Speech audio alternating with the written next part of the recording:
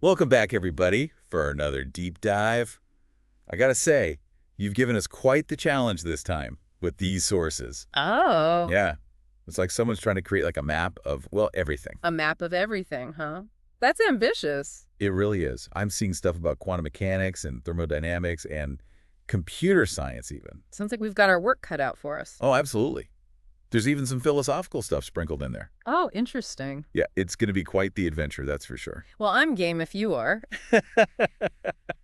Where should we even begin with something this broad? Well, right off the bat, there's this total energy equation. It pops up all over the place in the sources. It looks like this. E total equals mc squared plus, and then there's this whole integral thing, VDP minus SDT plus K plus U. Ah, yes, that equation. It's not just some random formula. It's like a central theme to this whole mapping everything idea. It really does seem like a key piece of the puzzle. What I find fascinating is how it pulls together these different concepts from physics.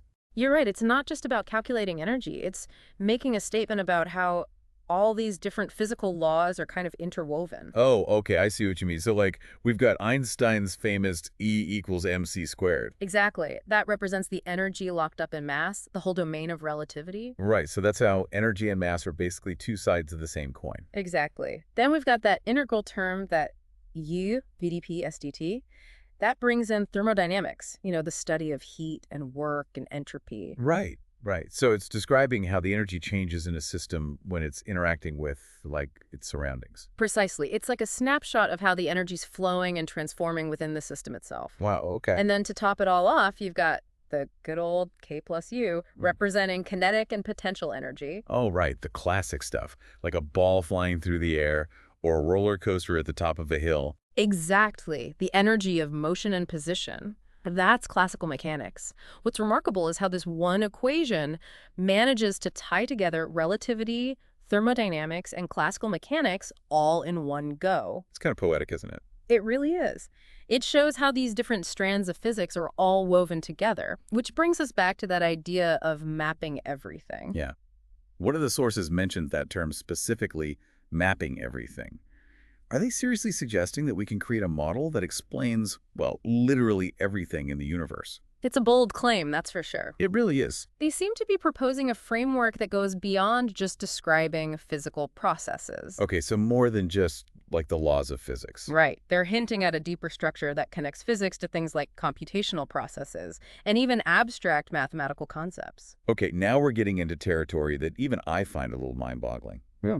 I mean, how can something as abstract as math be connected to the real world in such a profound way? That's where things get really interesting. The sources draw this really fascinating analogy between a relational database, like the kind used to organize information, and something called Hilbert space. Hilbert space. Wait a minute, isn't that a key concept in quantum mechanics? It is. Are they saying that? Like, my music library is quantum mechanics. Uh-huh. Not exactly. It's an analogy, a way to help us understand a really complex idea. You see, both a database and a Hilbert space are frameworks for representing states. Right, okay, I'm following so far. So in a database, you have those data entries with defined values, like, the title of a song or the artist or the genre. In a Hilbert space, you have these quantum states, which are represented by vectors.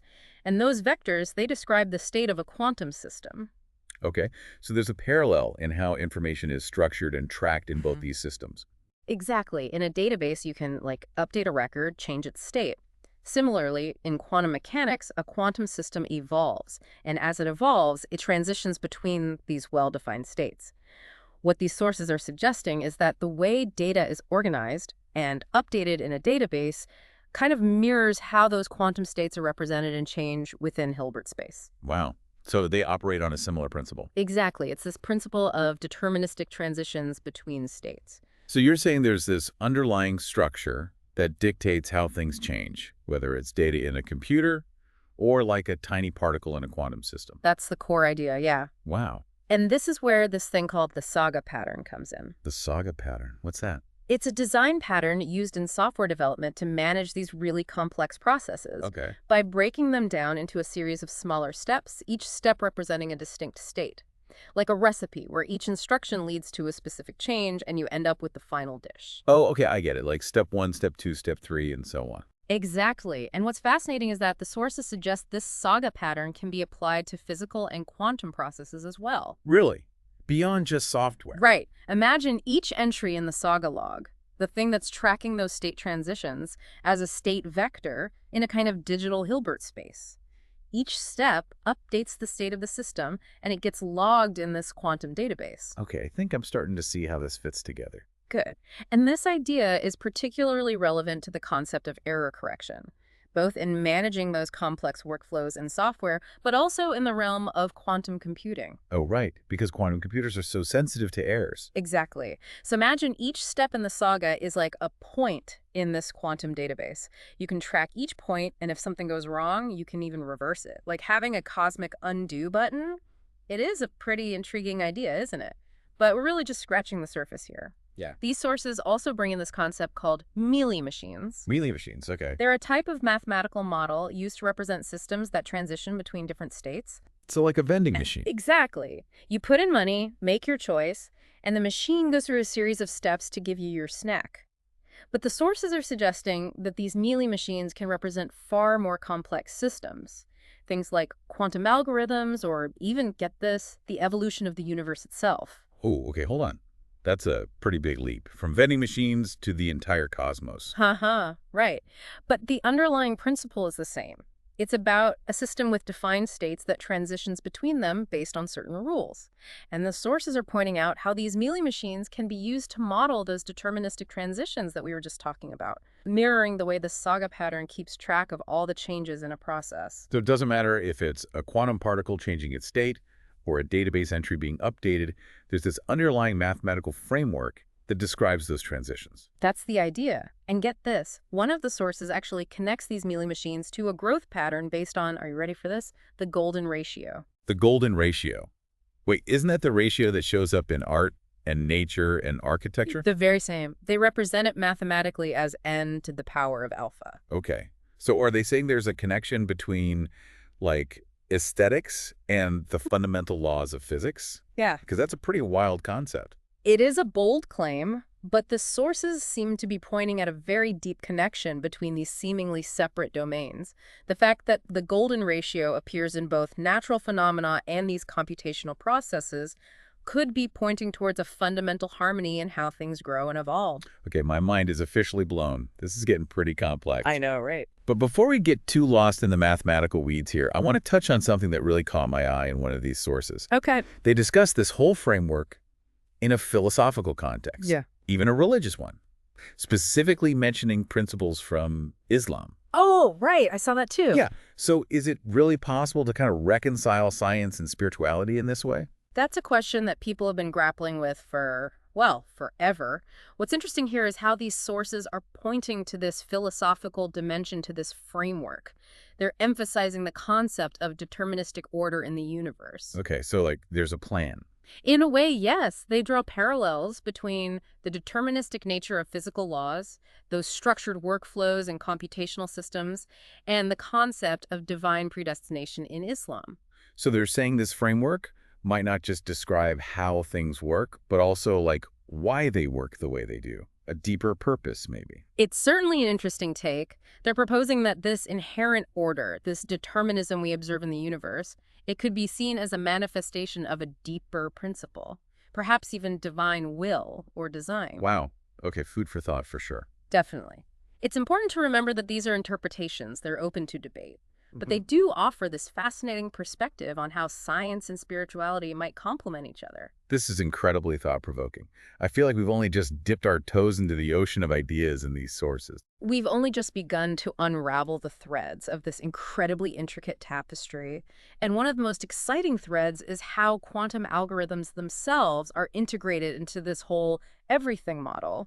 Okay, yeah, I'm definitely ready to dive deeper into that. My curiosity is officially piqued. Well, then you're in luck, because that is a story for part 2 of this deep dive. All right, stay tuned, everybody. We'll be back soon to unravel more of this incredible framework.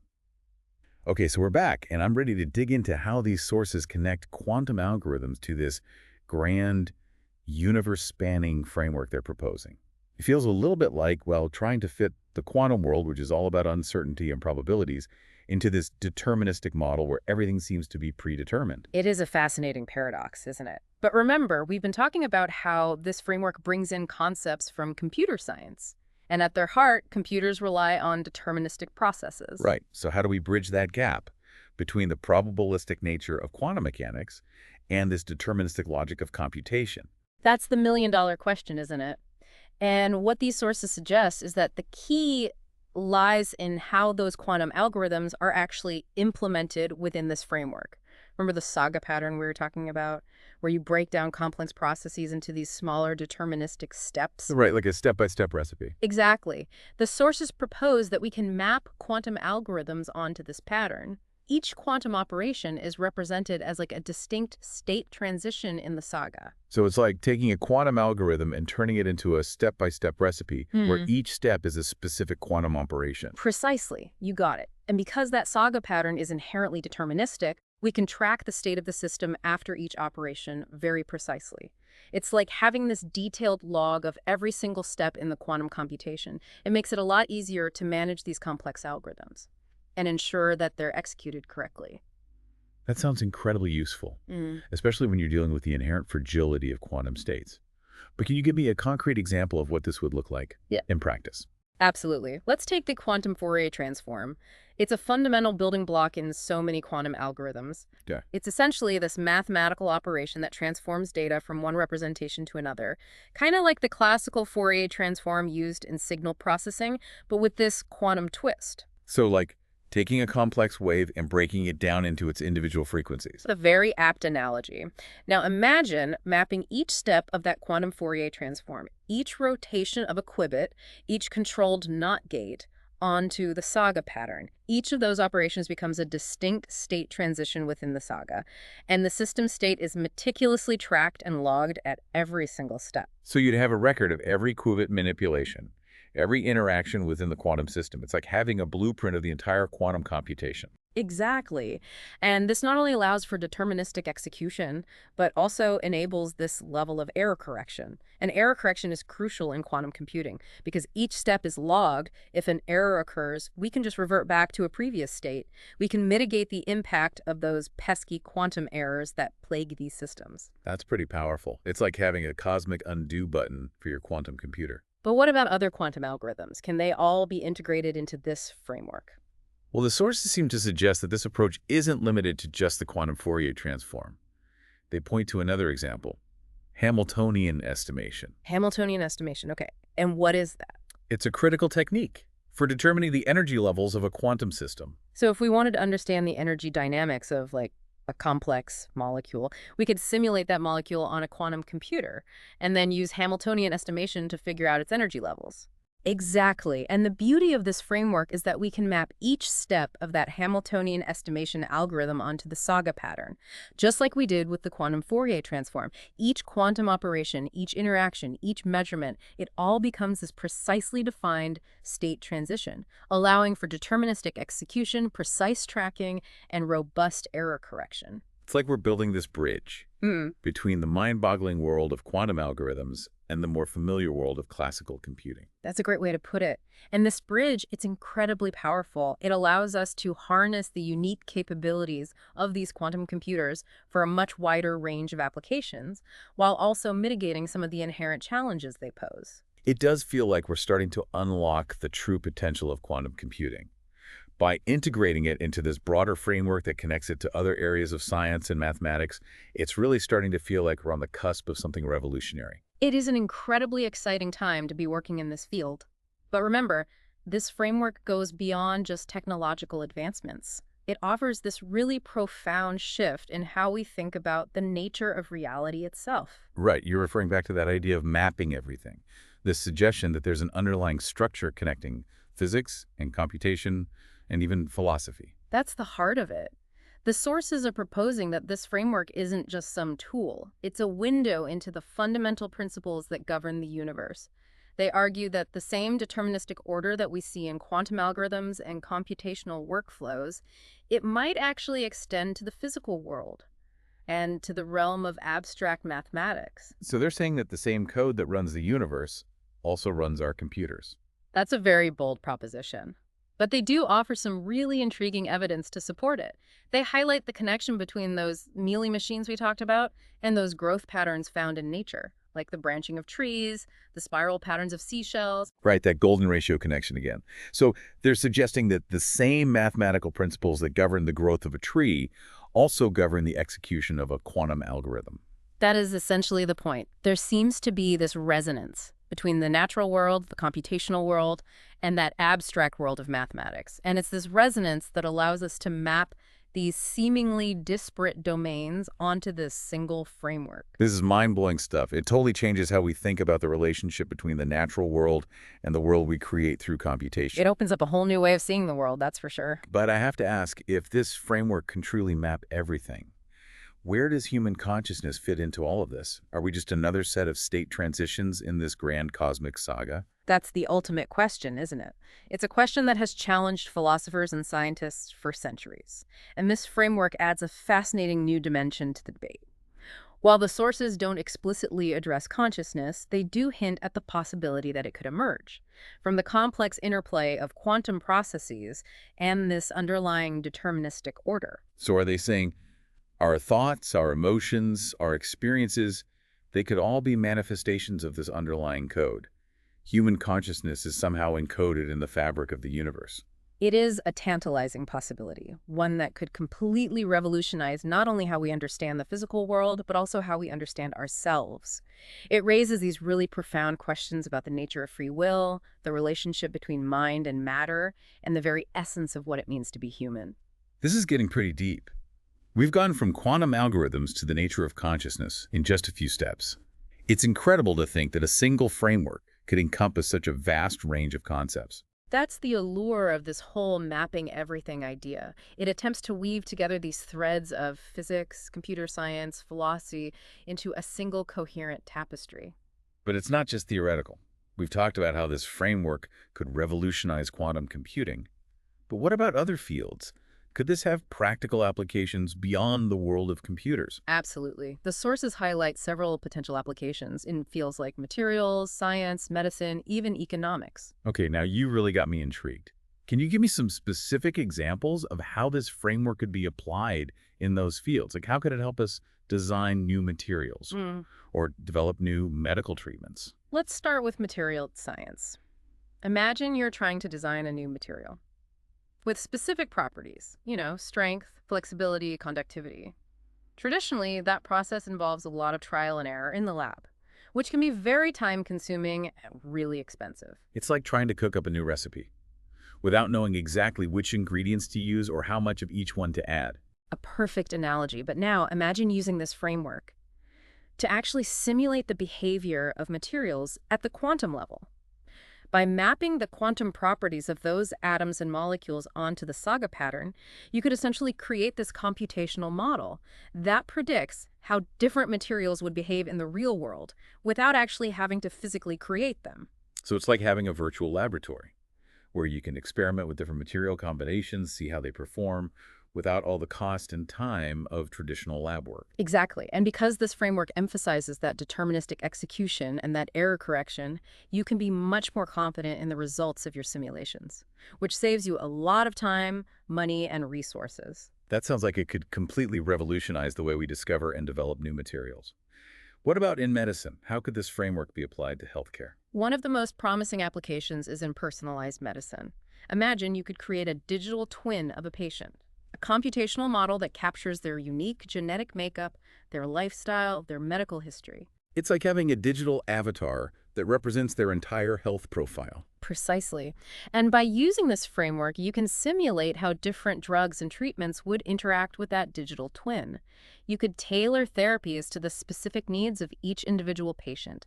It would be like having this personalized roadmap for each individual's healthcare journey. That's incredible. It would be like having a crystal ball that could predict how your body would respond to different medications. It's not quite a crystal ball, but it is a powerful tool that could help us move towards this much more personalized and effective approach to healthcare, leading to better outcomes for patients.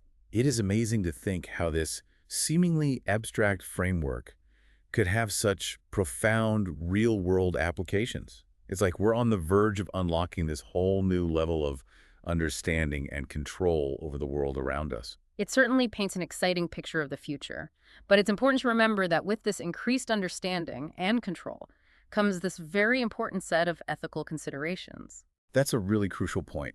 As we delve deeper into this territory, we need to be mindful of the implications and ensure that these powerful tools are used responsibly and ethically. Absolutely. And that leads us to another crucial question.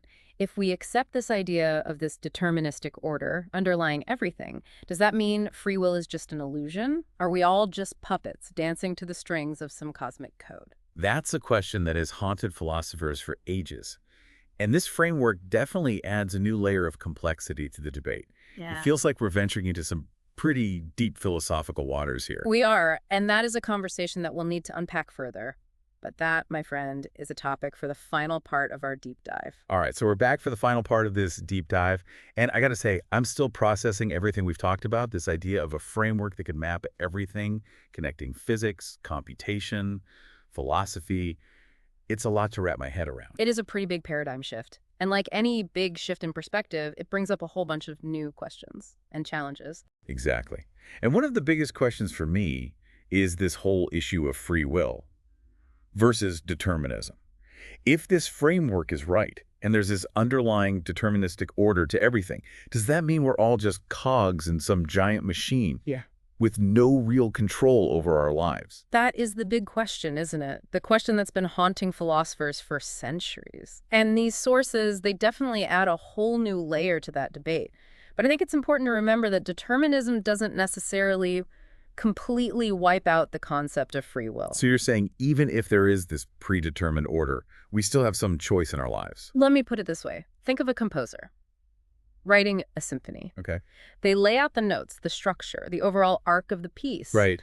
But the musicians who play that symphony, they still have the freedom to interpret those notes, to bring their own emotions, their own understanding to the performance, their own unique style. So you're saying even within a deterministic framework, there's still room for, like, individual expression? Exactly. In the same way, even if our lives are guided by these underlying laws and principles, we still have that capacity to make choices, to shape our own experiences, to create our own unique melodies within that grand symphony of existence. I like that. That's a beautiful analogy. It makes me feel a little better. Yeah. Like, even if there is this cosmic blueprint, we're not just robots blindly following instructions. It's about finding that balance, recognizing the order of the universe, but also acknowledging the power we have to make choices, to shape our own destinies. It's a delicate dance.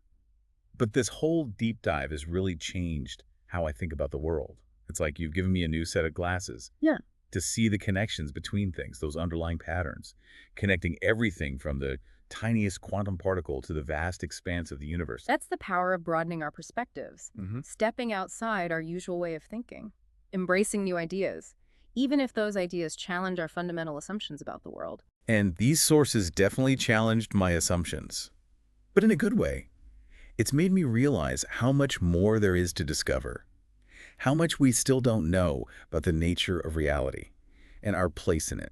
And that's what's so exciting, that journey of discovery. It never really ends. There's always more to learn, more to explore, more connections to uncover. It's like we've been given a glimpse of this vast, interconnected web of knowledge. And it's up to us to keep weaving those threads, to keep searching for those hidden patterns, those connections. Exactly. And who knows what incredible insights are waiting for us on that journey. I can't wait to find out. But I think for now, I need a little time to process everything we've talked about today. I hear you. It's a lot to take in, but that's what a good deep dive is supposed to do. Well, on that note, I want to thank you for taking us on this incredible journey. It's been awesome, picking your brain about all these amazing ideas. The pleasure was all mine. Just remember, this is really just the beginning. Keep those curious minds engaged. Keep exploring. Who knows what you might discover. And all of you listening out there, thank you for joining us on this deep dive. We hope you've enjoyed the ride. And as always, keep those curious minds engaged. We'll see you next time for another adventure into the world of knowledge and discovery.